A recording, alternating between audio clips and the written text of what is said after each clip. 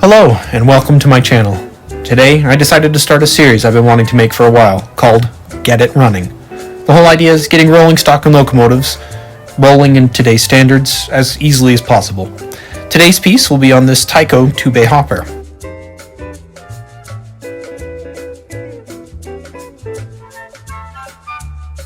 As you can see, plastic wheels, couplers, and it's super lightweight.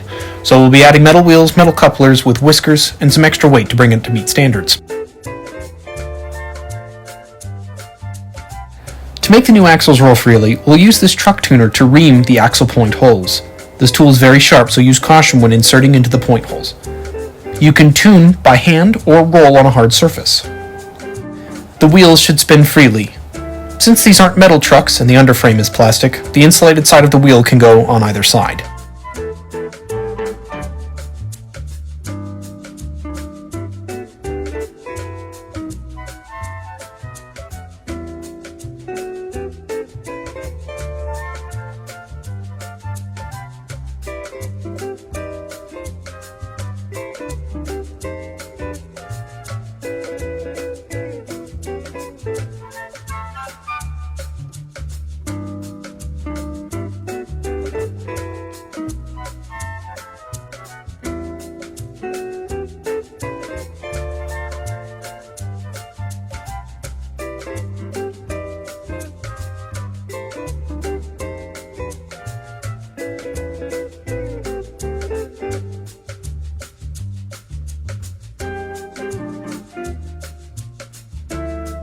Now, using a flathead screwdriver, we pry the clips up and slip the horn hook type couplers out.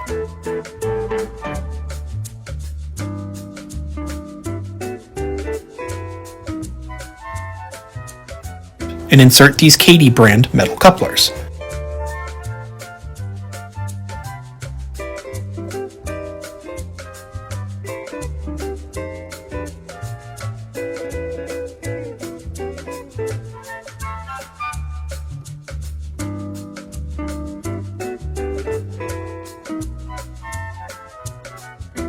First, carefully cut out the molded guides using cutters or an X-Acto knife. Always be careful when using sharp objects. Ask me how I know.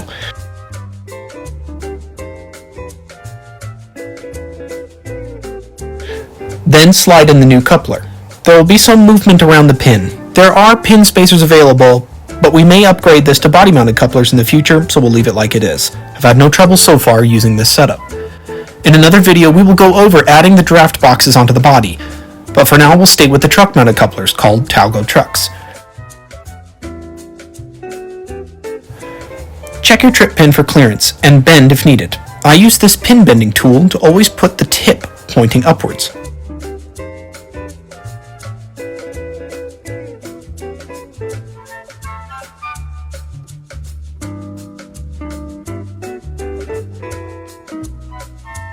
Now we snap the trucks back into place. This setup will work with small trains when properly weighted. On tighter curves and switches, the speed may need to be kept low to avoid the coupler pushing the truck off the track. But for my purposes, the system works just fine. The car is heavier now, but how much more?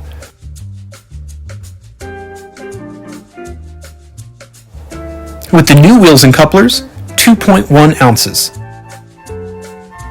With the original wheels and couplers, 1.5 ounces. This is good, but we need more weight.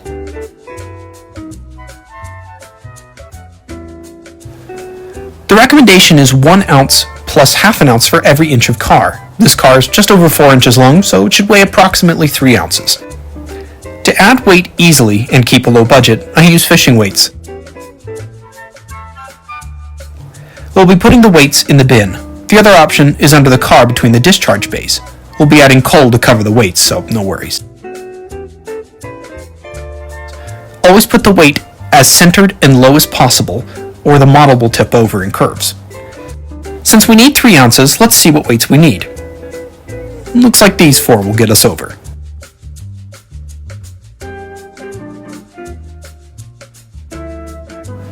Using a gel superglue, I attach the weights evenly in the car. Always have ventilation and use care when working with chemicals.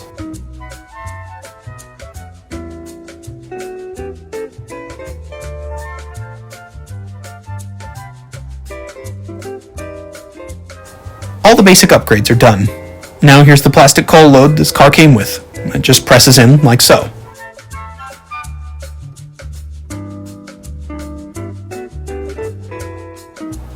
Now we've got a well-rolling, properly weighted car for the collection. So what should I do now?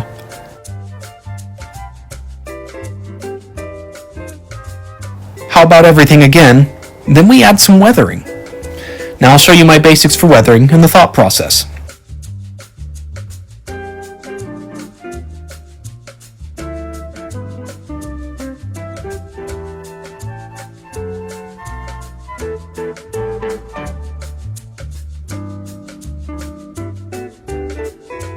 I'll be airbrushing white-gray to simulate sun exposure, brushing black panel liner to shadow the rivet details, airbrushing a custom grime mix of dark gray and flat black, a rust wash for discoloring surfaces that would get wet.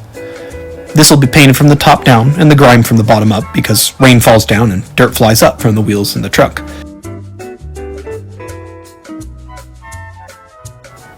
I'll also be airbrushing earth yellow and brown to show dust and mud flung or blown onto the car. First, we'll remove the wheels. I use an alcohol-based liquid graphite to darken the wheel faces. If a little gets on the tread, it's okay, it's conductive. I just press the axles into some cardboard and brush the graphite on.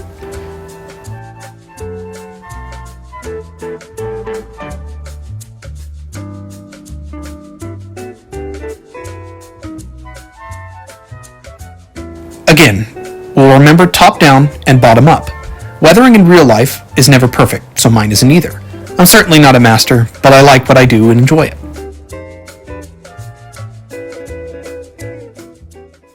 I start with the white-gray. This gives us a great sun-baked texture, as well as gives us a good base to apply the rest of our detailing.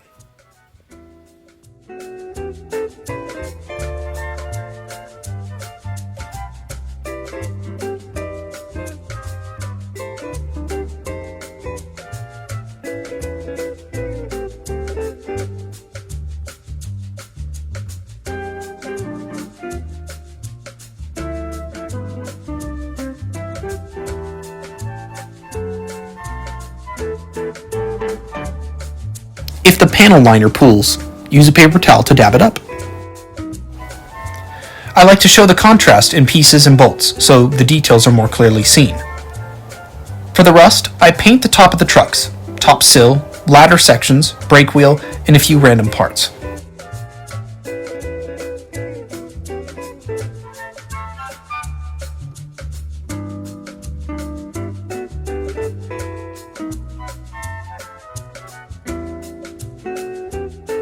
I paint the grime on from the bottom of the trucks and model. I also make sure to paint the couplers and inside the bay.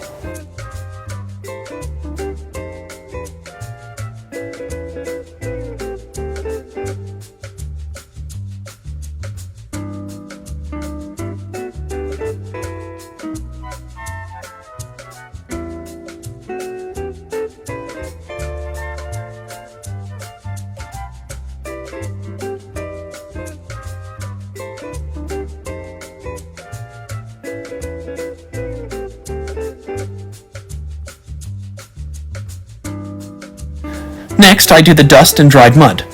I try to spray in the same directions the wheels could fling dirt up while moving.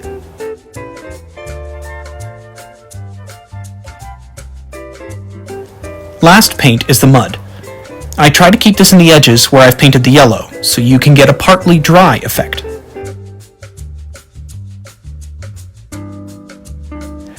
In order to really spice this model up, I'll also show how I add weathering powders and make a custom coal load.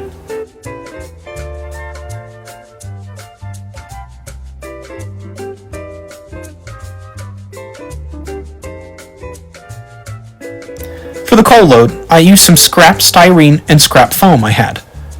I cut to as close as possible to the car body and glued the foam to the styrene with hot glue off camera. Then I shaped the foam using a regular fork. Make sure to wash before the next intended use.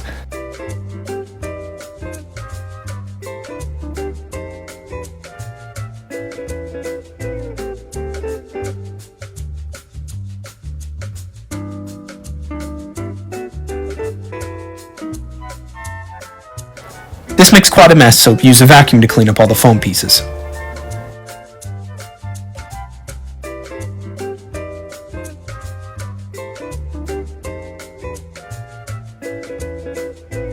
Next, I used a random dark acrylic paint my wife had to paint the foam. While the paint was still wet, I sprinkled some highball coal I had on top. There are many options for coal, and we'll cover those in another video. I like this stuff because it adds a little bit more weight.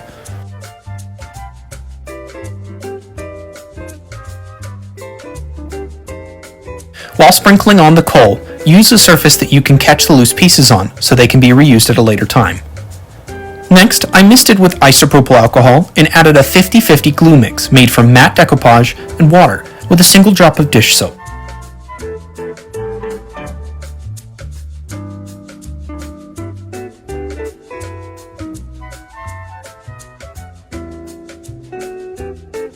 I used a pipette to get the glue on. Then I put a second layer of coal on and repeated the process.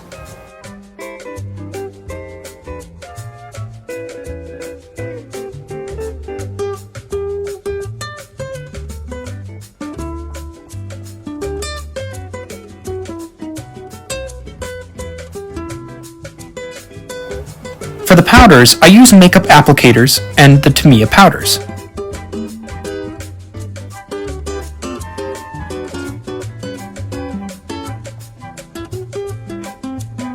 They work great to add extra detail and accent already painted areas, as well as give the model a duller finish.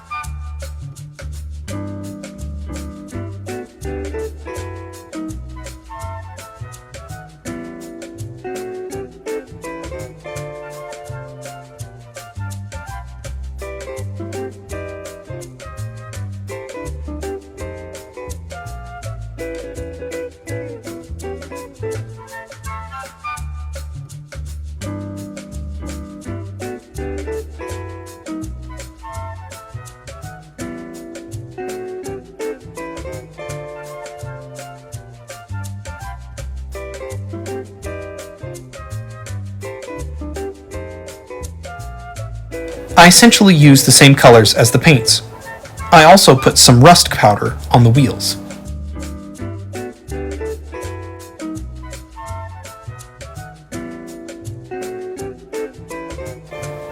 Then I reassembled everything. After that, I think I'm done for now. And with that, I want to thank you for watching. Please hit that subscribe button for more content, and if you liked what you saw, give this video a thumbs up. I'll see you next time.